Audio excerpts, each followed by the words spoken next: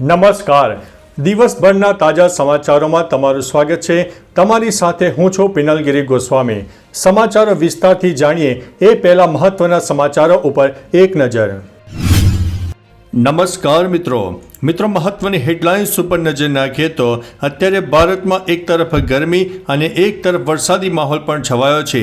જાણો ક્યાં પડી શકે છે ગરમી અને ક્યાં પડી શકે છે વરસાદ. મહત્વની હેડલાઇન્સ ઉપર નજર નાખીએ તો પેટ્રોલ પંપથી 25 મીટરના અંતરે ગોડાઉન સળગ્યું હતું. હાઈવે પણ બંધ કરી દેવામાં આવ્યો. વાત છે ભચાઉ ગાંધીધામ કોરિડોરની. ત્યારે આગળ વાત થશે 8મા પગાર પંચને લઈને મોટા સમાચાર સામે આવ્યા છે.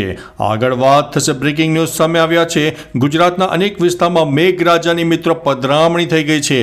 ત્યારે વાત થશે અંબાલાલ પટેલની પણ ચિંતાજનક આગાહી સામે આવી છે.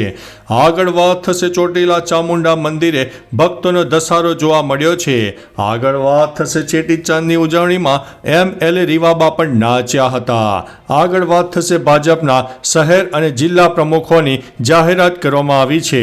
ત્યારે વાત થશે ઈરાનના રાષ્ટ્રપતિએ અમેરિકા સાથે પરમાણુ કરારને કહ્યું છે નો.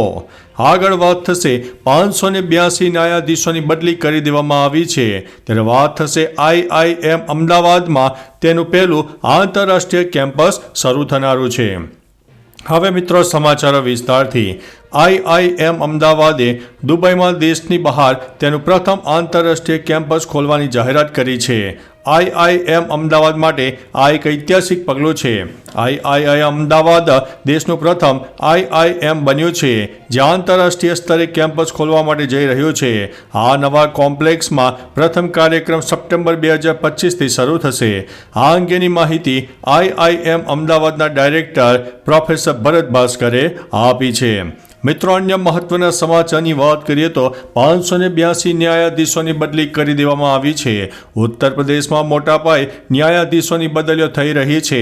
અલ્હાબાદ હાઈકોર્ટના આદેશ પર કુલ 582 ન્યાયાધીશોની બદલી કરી દેવામાં આવી છે. હાઈકોર્ટના રજિસ્ટ્રાર જનરલ રાજીવ ભારતીએ આ સૂચના જારી કરી છે. એવું કહેવામાં આવ્યું છે કે 236 અધિક જિલ્લા અને સત્ર ન્યાયાધીશો, 207 સિવિલ જજ સિનિયર ડિવિઝન અને 139 સિવિલ જજ જુનિયર ડિવિઝનની બદલી કરી દેવામાં આવી છે. મિત્રો, અન્ય મહત્વના સમાચારની વાત કરીએ તો ઈરાનના રાષ્ટ્રપતિ અમેરિકા સાથે પરમાણુ કરારને કહ્યું છે નો.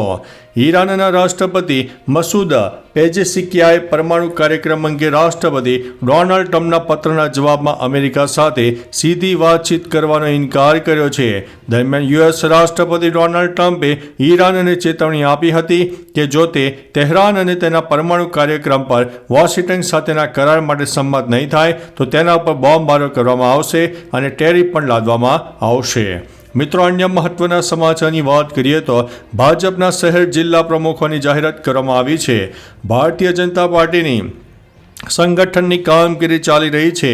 હવે ભારતીય જનતા પાર્ટીએ 3 જિલ્લાના 7 તાલુકા અને શહેર પ્રમુખના નામોની જાહેરાત કરી છે. કચ્છ જિલ્લાના માંડવી, મુન્દ્રા અને અંજાર શહેર પ્રમુખોના નામની જાહેરાત કરવામાં આવી છે. દાહોદ જિલ્લાના ફતેપુરા તાલુકા, દેવગઢ બારિયા શહેર પ્રમુખના નામની યાદી પણ બહાર પાડવામાં આવી છે. તો આણંદ જિલ્લાના આંકલાવ શહેર, આણંદ તાલુકાના પ્રમુખ નામની પણ જાહેરાત કરી દેવામાં આવી છે. મિત્રો, અન્ય મહત્વના સમાચારની વાત કરીએ તો ચેટીચાંદની ઉજવણીમાં MLA રીવાબા પણ નાચ્યા હતા. જામનગરમાં સિંધી સમાજ દ્વારા ચેટીચાંદની ઉજવણીમાં ધારાસભ્ય રીવાબા જાડેજાએ હાજરી આપી હતી. આ પ્રસંગે રીવાબાએ લોકપ્રિય દેશભક્તિ ગીત યે દેશ હૈ વીર જવાનો કા પણ નૃત્ય કરીને લોકોને મન મોહી લીધું હતું. ઉલ્લેખનીય છે કે ચેટીચાંદ જે સિંધી સમુદાય માટે નવા વર્ષની શરૂઆતનો પવિત્ર તહેવાર છે તે જામનગરમાં ભવ્ય રીતે ઉજવવામાં પણ આવ્યો હતો. મિત્રો, અન્ય મહત્વના સમાચારની વાત કરીએ તો ચોટીલા ચામુંડા મંદિરે ભક્તોનો ધસારો. ચૈત્રી નવરાત્રિના પ્રારંભે ઐતિહાસિક ચોટીલા ચામુંડા મંદિરના મંદિરે ભક્તોનો ધસારો જોવા મળ્યો. ચૈત્રી નવરાત્રિના પ્રથમ દિવસે સવારે 5 વાગ્યાથી દર્શન શરૂ થઈ ગયા હતા. ભક્તો જય માતાજીના નાદ સાથે દર્શન કર્યા હતા. 30 માર્ચથી 6 એપ્રિલ સુધી સવારે 5 વાગ્યે ડુંગરના પગથિયા ખુલશે. માતાજીની પ્રથમ આરતી સવારે 5:30 કલાકે થશે. મંદિરના ભોજનાલયમાં ભોજન પ્રસાદની વ્યવસ્થા સવારે 11થી બપોરે 2 વાગ્યા સુધીની રહેશે. મિત્રો, અન્ય મહત્વના સમાચારની વાત કરીએ તો અંબાલાલ પટેલની મોટી આગાહી સામે આવી છે. અંબાલાલ પટેલે ધરતીપુત્ર માટે એક મોટી આગાહી કરી છે. તેમણે જણાવ્યું છે કે ઉનાળામાં ભારે પવનના લીધે અને બદલાતા હવામાનની અસરના કારણે ઊભા કૃષિ પાકોને નુકસાન થવાની ભીતિ છે. એપ્રિલમાં વાવાઝોડાની આગાહી પણ કરવામાં આવી છે. આવનારા દિવસોમાં ગુજરાતના સૌરાષ્ટ્ર, ઉત્તર ગુજરાત, મધ્ય ગુજરાતના ભાગોમાં પણ 45 ડિગ્રીથી વધુ ઉષ્ણતામાન રહે તેવી પણ શક્યતા છે. મિત્રો, અન્ય મહત્વના સમાચારની વાત કરીએ તો ગુજરાતમાં થઈ ગઈ છે મેઘરાજાની પધરામણી. મિત્રો, ગઈકાલે દક્ષિણ ગુજરાતના અનેક ભાગોમાં વાદળછાયું વાતાવરણ જોવા મળ્યું, ત્યારે ગુજરાતના અનેક ભાગોમાં છૂટોછવાયો વરસાદ પણ થયો હતો. આ વચ્ચે ડાંગના આહવામાં ભર ઉનાળે વહેલી સવારે વરસાદ પડ્યો, તેથી વાતાવરણમાં ઠંડક પણ પ્રસરી હતી. ગિરિમથક સાપુતારામાં પણ વાદળછાયું વાતાવરણ સર્જાયું હતું. ઉપરાંત પવન ફૂંકાતા લોકોને ગરમીથી આંશિક રાહત પણ મળી હતી. મિત્રો, અન્ય મહત્વના સમાચારની વાત કરીએ તો 8મા પગાર પંચને લઈને મોટા સમાચાર સામે આવી રહ્યા છે. જો તમે પણ 8મા પગાર પંચની રાહ જોઈ રહ્યા હોય તો તમારા માટે હવે રાહ જોવી પડશે નહીં. સરકારી સૂત્રોએ આપેલી માહિતી અનુસાર મિશનની રચનાના 15 થી 18 મહિનામાં ભલામણો તૈયાર થઈ શકે છે. અંતિમ ભલામણો 2026ના અંત સુધીમાં આવે તેવી શક્યતા છે.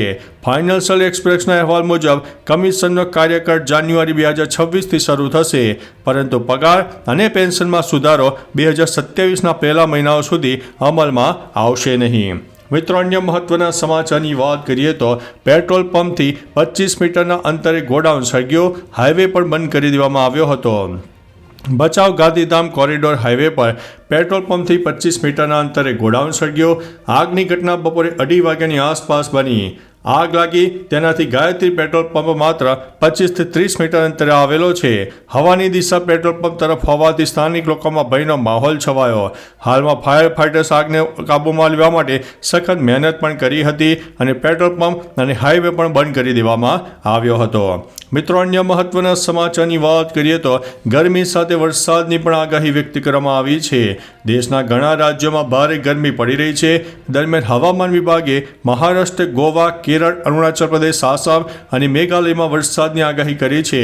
બીજી તરફ રાજસ્થાન, યુપી, દિલ્હી, પંજાબ, હરિયાણામાં પણ વાદળછાયું વાતાવરણ રહી શકે છે. ત્યારે ગુજરાત અને પશ્ચિમ બંગાળમાં હીટ વેવનું એલર્ટ પણ છે. વિભાગનું કહેવું છે કે એમપી, છત્તીસગઢ અને મહારાષ્ટ્રમાં 31 માર્ચથી લઈને 3 એપ્રિલ દરમિયાન વાવાઝોડા સાથે વરસાદ પણ પડી શકે છે. મિત્રો, મહત્વનું છે કે ગઈકાલે ગુજરાતના કોઈ વિસ્તારમાં છૂટોછવાયો વરસાદ અને કોઈ વિસ્તારમાં એક વાદળછાયું વાતાવરણ પણ જોવા મળ્યું હતું. તો ચાલો મિત્રો, ફરીથી દેશ અને દુનિયાના સુપરફાસ્ટ સમાચાર લઈને મળતા રહીશો. ત્યાં સુધી અમને રજા આપશો. નમસ્તે.